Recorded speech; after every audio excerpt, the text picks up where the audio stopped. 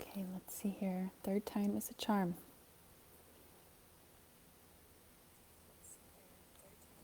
I think it's actually working this time. After some technical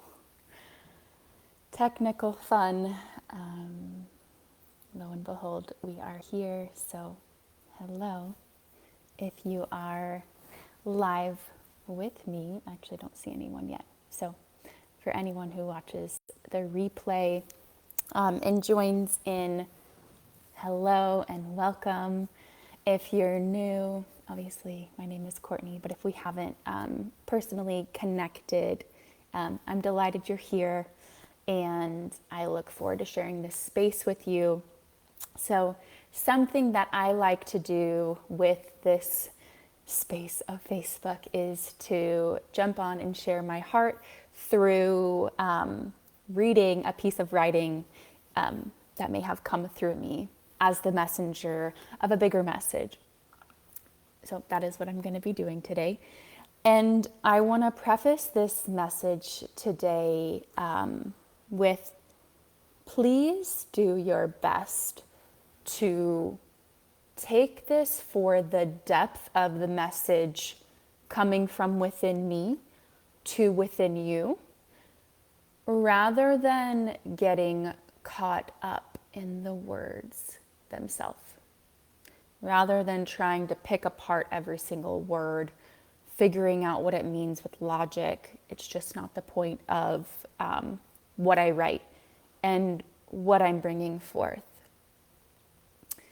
I'm not going to talk at all about specifically the message I'm going to read, but there is something I want to share before I get started that was that just I'd been like simmering with and sitting with for the past day or so. So something I talk about a lot is God speaking to us in the form of our life. I was thinking about this song. I think it's called Speak to Me. And the song, it's like a message to God, basically saying like, God, speak to me, I'm listening. It's a really beautiful song. I love it so much. But this is an interesting thing that occurs, I think, in a lot of different circles where there's like a seeking to hear God in a certain way.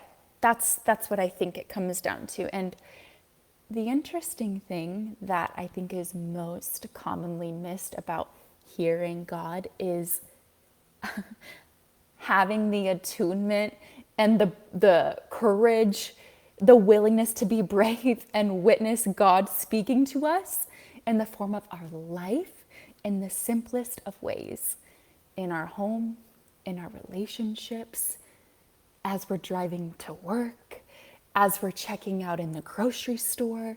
Like it's in all these tiny little ways that I think for the majority of us, we want to like bypass because we want a bigger, grandiose message that's like so incredibly profound and earth-shattering and like awakening that we forget. It's in the tiniest of moments that we just might not be listening to because we're foregoing that space by looking for something bigger and better, failing to recognize it's right here. It's closer than we think it is. It's often right in front of us by the people who are closest to us in our lives. Without getting too much into this message that I'm going to share, what I've found most commonly about myself, about the woman that I speak to in my life,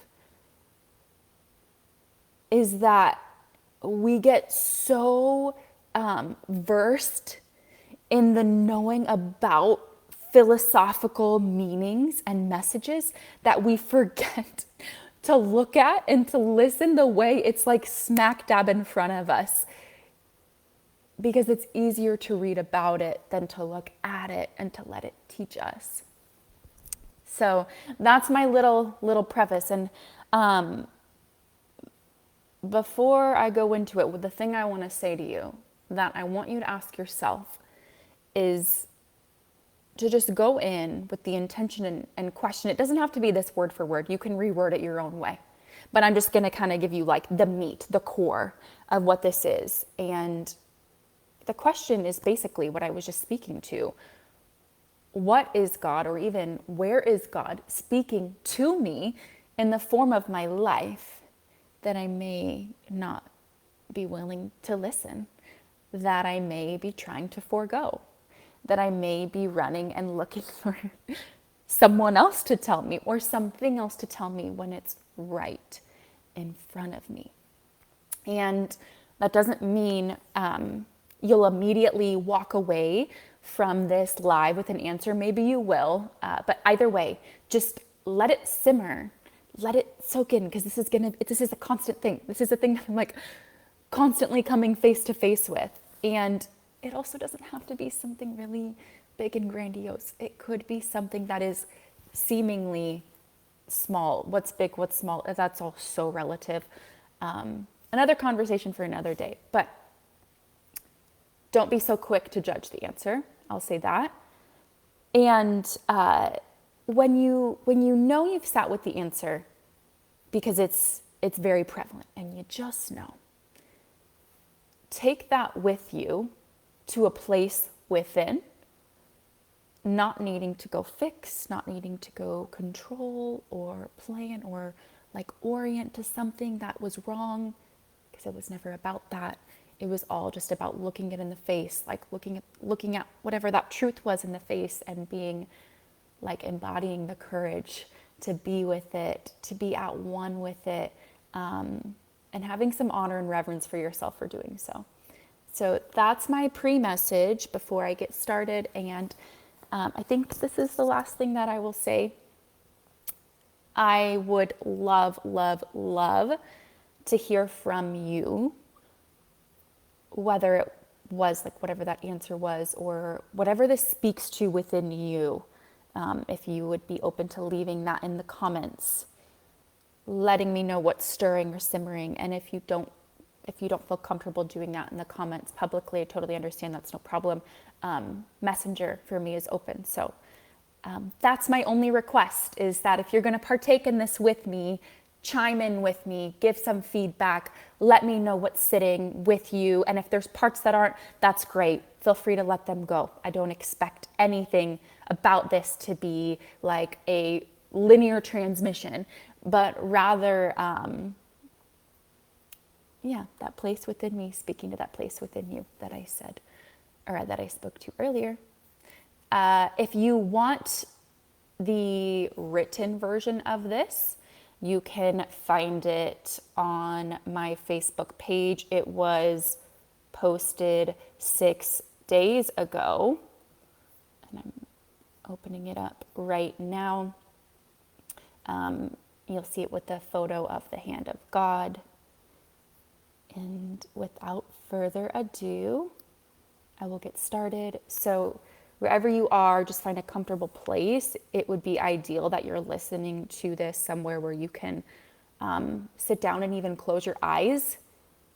And if that's not possible, just to like find some grounding. So if you are outside walking, like looking at the trees, but just coming into this moment, doing your best not to get faded into any distractions. And this is the heart of God.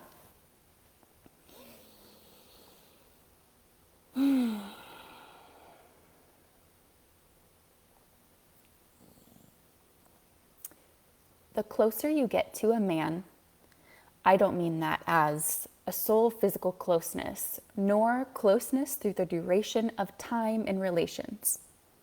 Rather, when you have an authentic opening of your heart by way of witnessing what lives within him, the quicker you find the beauty of his heart, you find the heart of God. Men are not machines. They do not operate directly in line with the orders of our minds. Men are not unfeelable. They do not have unwavering steel covering their hearts. They are the heart of God. They are his blood, sweat, and tears in the face of adversity. Men are not puppets to be manipulated or played. They are the masters of reading frequency and disillusion. When you find a man you cannot lie to, You'll know you've found your redemption point, the place of your exaltation, standing in the face of love. The full spectrum of love that didn't dare touch you prior. It will feel like a death at first. For without the shattering of shields that occurs when he speaks to the woman within, he will only be met with infertile ground to cultivate the legacy of his love, his forever home. Most will choose to ridicule the innate nature of him, where he is utterly brilliant, vibrant, but also direct, firm, often misunderstood. But what if we could see the offering provided and thank the God shining right in front of us? He is the heart of God. Maybe instead of telling men who to be, we become the woman who revere his God-ordained nature. We glorify him when the world wants to terrorize him. He is not the rescuer that shows up in all of our romantic love stories. He doesn't fit the image of mainstream media. How could he? He is the heart of God. Maybe instead of dwelling on who he cannot or chooses not to be, we find gratitude for the way he stands for who he is unshakably. Maybe instead of creating a lengthy list of expectations for him to measure up to, we let ourselves feel the stinging pain of love as we realize these expectations have been nothing more than our own withholding. And in doing so, we release the fallacious, memorized identity. The man a woman craves to feed her desires, to protect her heart, provide a transformative ancestral legacy, is not able to serve the false identities and the identity of God. I've come to find out that there is no greater power of a woman than to receive the blatant, unwavering passion of a man. For when he speaks and she doesn't just listen, no, she has an entire spiritual opening. Nothing around her or him will ever be the same. The way she creates will evolve. The hands gifted to her that turn dust into art carry the properties of gold. He knows this, but does she?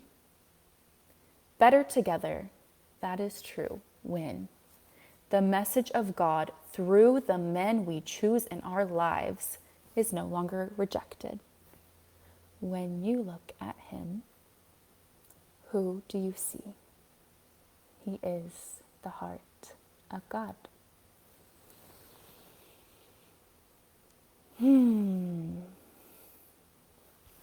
So that is the full reading. Again, let it simmer, let it soak. I appreciate those of you who really listened in, but didn't just like let the words come through me to your ears, but you let it like fully shake up whatever has been stirring in you.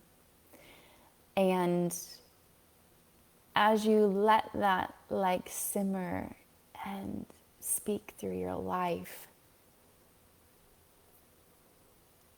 take it as an opportunity not just to receive the answer and kind of like I said earlier, going within, but there'll be, when that happens, I will say this because I know this about myself, when that happens, the place to commonly get stuck is to let that then not pour back out. Like this is a fluid message where, you know, when I get poured into, which actually speaks beautifully to this message, like when I get poured into literally directly of what I was just speaking to, that it then flows back through me once it's become like a full penetrative experience where I'm feeling the transformative nature of it. And then I get to go back in my life and bring that back into others. So that's the last piece of this. And I really can't tell you how that looks. I just know that you'll know. And you'll know because it'll be harder not to do it than it will be to do it. I still feel nerves doing something like a Facebook Live and like showing my face on a screen. It's not my favorite thing to do, but I'm telling you, when you know you have a message to give, you'll know that avoiding it is going to cause more internal turmoil than to give it back. And so that's the last piece here. Even if that like first bit, all it is jumping in here in the comments and letting me know, letting us know, yeah, what that's spoken to in your life. That would be wonderful. I'd really appreciate it. And the last thing I want to share in this live, so if you've been chiming in to some of these kinds of messages that I've been offering online, whether in these video forms or in written forms, and you've been enjoying them and you want a deeper experience of them, I have something called provision letters that is going to be starting here soon, TBD on exact date as I'm getting some underlying pieces figured out. But these provision letters are going to be letters that are sent in the mail. So they will be like physical letters you read on a piece of paper. They will not be available on a screen. You will have no need for social media to read them, obviously, other than, you know, getting connected to me through the message of the offering and signing up. So with that being said, I will leave the form in the comments if you're not already connected to my email list for them and you want more details as they're getting finalized and ready sometime within the next few weeks to latest a month. That would be the way to get connected. And again, these are just like a deeper experience of this provisionary love message that has been coming through in these writings and in these videos. And if you want to listen to some more of these, I have a few on YouTube and probably a few more on Facebook Lives. So that is all I have for you today. Thank you for joining in, sending my love, and I'll catch you in the next video.